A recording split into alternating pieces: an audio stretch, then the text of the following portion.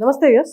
Sports injuries. Sports అంటేనే injuries తప్పదు అనుకుంటారు చాలా మంది. అది నిజమే. స్పోర్ట్స్ ఇంజురీస్ ని అవ్వకుండా మనం ఎలాంటి జాగ్రత్తలు తీసుకోవాలి? ఒకవేళ స్పోర్ట్స్ ఇంజురీస్ అయితే ఎలాంటి ట్రీట్మెంట్ అనేది తీసుకొని త్వరగా రికవర్ అవ్వాలి? ఇవన్నీ మనం మాట్లాడదాము. వాటికి మనతో ఉన్నారు ఇవాళ డాక్టర్ రవితేజ గారు, MJ Naidu hospitals Vijayawada, arthroscopic sports medicine surgeon. నమస్తే సార్. నమస్తే అండి. సార్, స్పోర్ట్స్ రిలేటెడ్ ఇంజురీస్ మనం ఫర్ ఎగ్జాంపుల్ నీ దగ్గర నుంచి నీ రిలేటెడ్ ఇంజురీస్ స్పోర్ట్స్ పర్సన్స్ కి ఎలాంటి ఇంజురీస్ అవుతాయి? పర్మనెంట్ గా డ్యామేజ్ అయ్యే ఇంజురీస్ కూడా ఉంటాయా సార్ స్పోర్ట్స్? ఇప్పుడు స్పోర్ట్స్ ఇంజరీస్ అంటే అండి బ్రాడ్ గా మనం ప్రొఫెషనల్ స్పోర్ట్స్ ఆడే వాళ్ళకి, అప్పుడప్పుడు స్పోర్ట్స్ ఆడే వాళ్ళకి ఇలా బ్రాడ్ గా చూసుకోవచ్చు అనమాట.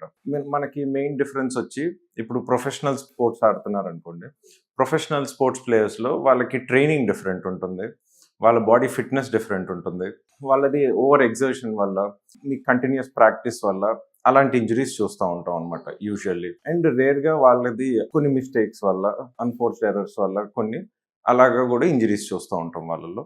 ఇప్పుడు మనం నార్మల్ పాపులేషన్ మిగిలిన జనాల్లో అనుకోండి, ఇప్పుడు రోజు సిట్టింగ్ జాబ్స్ చేసుకుంటా, లేకపోతే యూజువల్ గా సెడెంటరీగా ఉండి సడన్ గా గేమ్ స్టార్ట్ చేయటం కానీ, పరిగెత్తటం కానీ, ఇంట్లో పిల్లల వెనకాల పరిగెత్తిన అలా కొన్నిసార్లు ఇంజరీస్ అవుతూ ఉంటాయి అన్నమాట. సో ఇవి బ్రాడ్ గా మనం క్లాసిఫై, వీళ్ళకి డిఫరెంట్ ఉంటుంది. ప్రొఫెషనల్ స్పోర్ట్స్ ప్లేయర్స్ అనుకోండి ఎంటైర్లీ డిఫరెంట్ అప్రోచ్ ఉంటుంది, క్యాజువల్ గా స్పోర్ట్స్ ఆడే వాళ్ళకి డిఫరెంట్ అప్రోచ్ ఉంటుంది. అంటే ఏంటి అంటే ఇద్దరికి దెబ్బ ఒకటే కదా. ఇప్పుడు ఏసీఎల్ తీసుకున్నాం అనుకోండి, నీకి అవునండి. ఇద్దరికి డ్యామేజ్ ఒకలాగే ఉంటది, ఇంజరీ ఒకలాగే ఉంటది. వాళ్ళకి ట్రీట్మెంట్ వేరు, వీళ్ళకి ట్రీట్మెంట్ వేరు ఉంటుందా? ప్రొఫెషనల్ స్పోర్ట్స్ ప్లేయర్స్ లో అనుకోండి, వాళ్ళు వెంటనే they have to get back to the game. So వాళ్ళకి కొద్దిగా యాక్సలరేటెడ్ ప్రోటోకాల్స్ అలా ఇస్తాం అనమాట. ఇప్పుడు మనం క్యాజువల్ స్పోర్ట్స్ సర్జరీ తర్వాత బేసికలీ ఏసీఎల్ అనేది యూజువల్లీ అది మనకి లిగమెంట్ స్టెబిలిటీ.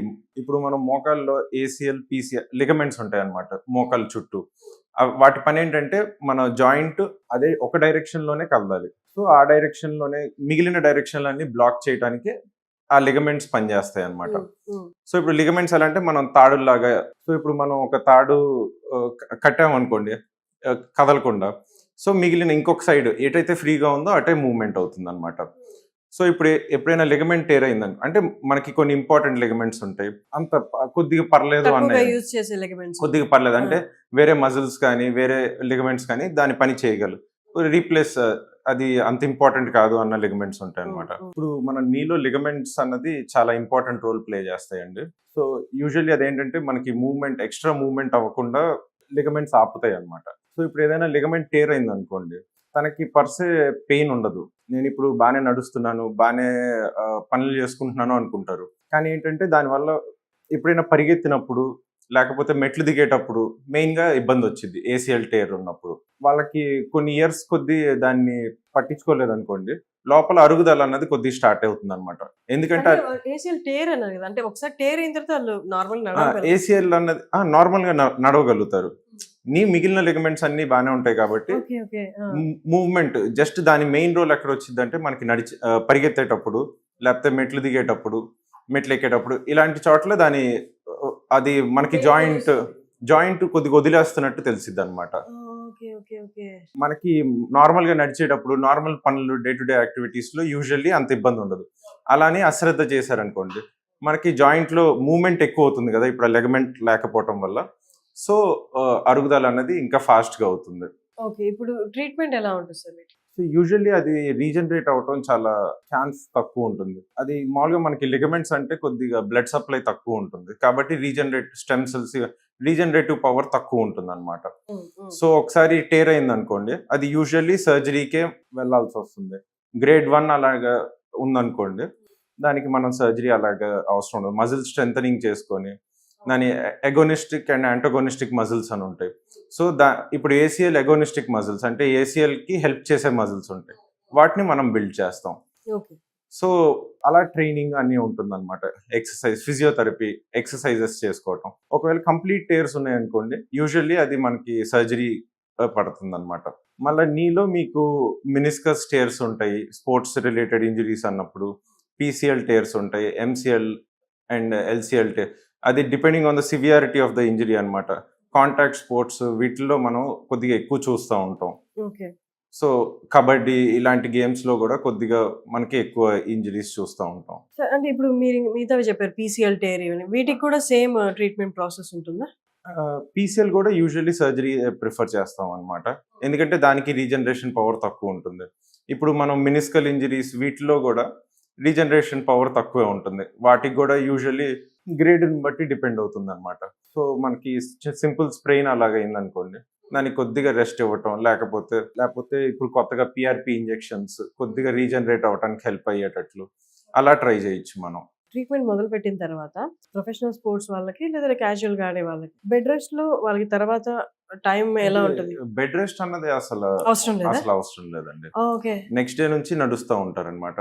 సో ఇప్పుడు డిపెండ్ అయితే ఇప్పుడు మనం మెనిస్కల్ రిపేర్ చేసాం అనుకోండి, కొద్దిగా నీ బెండ్ చేయకూడదు ఒక 3 weeks. అదొక చిన్న బ్రేస్ ఇస్తాం. ఒకవేళ రిపేర్ లేదనుకోండి, మిగిలిన వాళ్ళందరూ నీ బెండ్ చేసుకుంటా వాక్ చేసుకుంటా కొద్దిగా సపోర్ట్ ఇస్తాం. స్టాండ్ మనం పడకుండా, డిపెండ్స్ ఆన్ ద పేషెంట్ అనమాట. కొద్ది రోజులు స్టాండ్ ఇచ్చి దాని తర్వాత వర్క్ అన్ని స్టార్ట్ చేసేసుకోవచ్చు అనమాట. స్పోర్ట్స్ పర్సన్స్ లో మెయిన్ గా క్రికెటర్స్ అండ్ ఫుట్బాల్ వీళ్ళు చెప్పారు, వీళ్ళకి ఎక్కువ మనకి నీ రిలేటెడ్ యాంకిల్ రిలేటెడ్ ప్రాబ్లమ్స్ వస్తూ ఉంటాయి. వీళ్ళలో యాంకిల్ రిలేటెడ్ ప్రాబ్లమ్స్ అంటే ఏమొస్తాయి? అంటే యాంకిల్ ప్రాబ్లమ్స్ అంటే మనకి సింపుల్ యాంకిల్ స్ప్రెయిన్ నుంచి ఫ్రాక్చర్ డిస్లొకేషన్ దాకా ఒక బ్రాడ్ స్పెక్ట్రమ్ అండి. సో సింపుల్ మనకి యాంకిల్ స్ప్రెయిన్ అన్నది చూసామనుకోండి, చాలా కామన్ గా చాలా మందిలో చూస్తూ ఉంటాం మనం. అది ఎక్కువ మంది అశ్రద్ధ చేయటమే ఉంటుంది అనమాట. దానికి ట్రీట్మెంట్ అంటే సర్జరీ అలా ఉండదు. మెయిన్ ఏంటంటే మనకి యాంకిల్ స్ప్రెయిన్ రిపీటెడ్ గా అవ్వకుండా చూసుకోవాలి. ఇప్పుడు మనకి లిగమెంట్ అన్నది అది టైట్ గా ఉంటేనే అది పనికి వచ్చింది అనమాట. సో మనకి రిపీటెడ్ యాంకిల్ స్ప్రెయిన్స్ అవుతున్నాయి, లిగమెంట్ లూజ్ అయింది అనుకోండి, అది ఏటీఎఫ్ఎల్ అంటాం. సో ఆ లిగమెంట్ మనకి లూజ్ అయింది అనుకోండి, దాని ఎఫెక్ట్ తగ్గిద్ది అనమాట. సో అది మనం ప్రివెంట్ చేయాలి. సో దానికి ఎలా అంటే కొద్దిగా స్ట్రెంథనింగ్ ఎక్సర్సైజెస్ ఉంటాయి. యాంకిల్ స్ప్రెయిన్ కూడా మనకి ప్రొప్రియోసెప్టివ్ ఎక్సర్సైజెస్ ఉంటాయి. బ్యాలెన్స్ అన్నది ఇప్పుడు అన్నిసార్లు స్ప్రెయిన్ అవుతుందంటే ఎందుకు అవుతుంది అన్నది చూసుకోవాలన్నమాట. సో బ్యాలెన్స్ ట్రైనింగ్ ఎక్సర్సైజెస్ ఉంటాయి. దాని తర్వాత మనం యూజువల్లీ ఎందుకు ఆడుతున్నాం గేమ్స్, కింద బాల్ ఉంటుంది, టెన్నిస్ ఆడుతున్నాం, టెన్నిస్ బాల్ మీద కాలు పెడతాం, స్ప్రెయిన్ అవటం, లేకపోతే మనం చూసుకోకపోవటం వల్ల యూజువల్లీ ఎక్కడ స్టెప్ చేస్తున్నాం అనేది దానివల్ల స్ప్రెయిన్ అవుతుంది. అది కొద్దిగా కాషియస్గా ఉంటాం. అలా ఉంటుంది ట్రీట్మెంట్ యాంకిల్ స్ప్రెయిన్కి. ఓకే. దాని తర్వాత ఇంకా డిపెండ్స్ అనమాట, మిగిలిన లిగమెంట్స్ కానీ అప్పుడప్పుడు కాంట్రల్ డిఫెక్ట్స్ చూస్తూ ఉంటాం. అలాగా ఈచ్ కండిషన్కి ట్రీట్మెంట్ మారుతూ ఉంటుంది. సో యూజువల్లీ ఒకసారి డాక్టర్ దగ్గరికి వచ్చి కన్సల్ట్ చేశారనుకోండి, అప్పుడు మనం ఎలా ప్రొసీడ్ అవ్వాలన్నది చెప్తాం. అండ్ షోల్డర్ రిలేటెడ్ క్రికెటర్స్ కి బాగా ఎక్కువ వస్తుంది. అవునండి. షోల్డర్ రిలేటెడ్ పెయిన్ గురించి ఒక్కసారి దాని ట్రీట్మెంట్ ఎలా ఉంటుంది? సో ఈ షోల్డర్ పెయిన్ లో అండి, ఇప్పుడు షోల్డర్ జాయింట్ అన్నది మొబిలిటీ ఎక్కువ ఉండటం కోసం మనకి బోన్ తక్కువ ఉంటుంది అనమాట. సో రేంజ్ ఆఫ్ మూవ్మెంట్ మనకి అన్ని జాయింట్స్ కన్నా షోల్డర్ జాయింట్ మూవ్మెంట్ ఎక్కువ ఉంటుంది. సో దానికి ఏంటంటే స్టెబిలిటీ అంతా మెయిన్గా మజిల్స్, లిగమెంట్స్ మీద డిపెండ్ అవుతాయి. సో ఇప్పుడు మనం రిపీటెడ్ బౌలింగ్ చేసే వాళ్ళకి, థ్రోయింగ్ ఇంజరీస్, వీటన్నిటిలో ఏంటంటే కొన్నిసార్లు మనకి ఇప్పుడు స్మాష్ కొడుతున్నారు బ్యాడ్మింటన్లో. ఇప్పుడు ఒక స్మాష్ మంచి కొట్టాలంటే దానికి కోర్టులోకి వెళ్ళిన తర్వాత అందరికీ బాగా ఆడాలనిపించింది. బట్ దానికి కావాల్సిన ఎఫర్ట్ పెట్టడం అనేది మనం ఇప్పుడు నాకు స్మాష్లో స్పీడ్ పెరగాలనుకోండి, ఫస్ట్ ట్రైనింగ్ బెటర్ అవ్వాలి, సెకండ్ జిమ్కి వెళ్ళాలి, నేను కొద్ది మజిల్ స్ట్రెంథనింగ్ చేయాలి, అప్పుడే I will be able to hit it harder అనమాట. సో అలా ఇదంతా ప్రాసెస్ ఉంటుంది. మనకి ట్రైనింగ్ అనేది వెరీ వెరీ ఇంపార్టెంట్. కరెక్ట్ పొజిషన్లో కొట్టడం ఇలాంటివన్నీ చూసుకుంటూ ఉండాలన్నమాట. సో ఈ షోల్డర్ ఇంజరీస్ అన్నది యూజువల్లీ ఆ లిగమెంట్స్ కానీ, రొటేటర్ కఫ్ అంటాం, ఆ మజిల్స్, సో వీటిల్లో టేర్స్ ఇలాంటివి యూజువల్లీ ఉంటాయి అనమాట. లేకపోతే షోల్డర్ డిస్లొకేషన్స్ అవుతూ ఉంటాయి. Proper warm up, proper regular exercise అనేది స్పోర్ట్స్ అన్నప్పుడు మీరు కంపల్సరీ వార్మప్ ఉండాలి, కంపల్సరీ కూల్ డౌన్ ఉండాలి. మనకి మజిల్స్ అన్ని యాక్టివేట్ అయిన తర్వాత అవి దాని పని బాగా చేయగలుగుతాయి కాబట్టి అప్పుడు ఇంజరీస్ తక్కువ అవుతాయి. మళ్ళీ ఇంజరీస్ తక్కువ అవ్వాలంటే మెయిన్ ట్రైనింగ్ కూడా న్యూరోమస్కులర్ ట్రైనింగ్ ఉంటుంది. ఇప్పుడు అన్ని కొత్తవి. సో కరెక్ట్గా మనం ఈచ్ మజిల్ని యాక్టివేట్ చేయటం, అన్నిటికీ దానికి ట్రైనింగ్, ప్రొప్రియోసెప్టివ్ ట్రైనింగ్, ఇవన్నీ చాలా important. Thank you sir, thank you so much. Thank you అండి.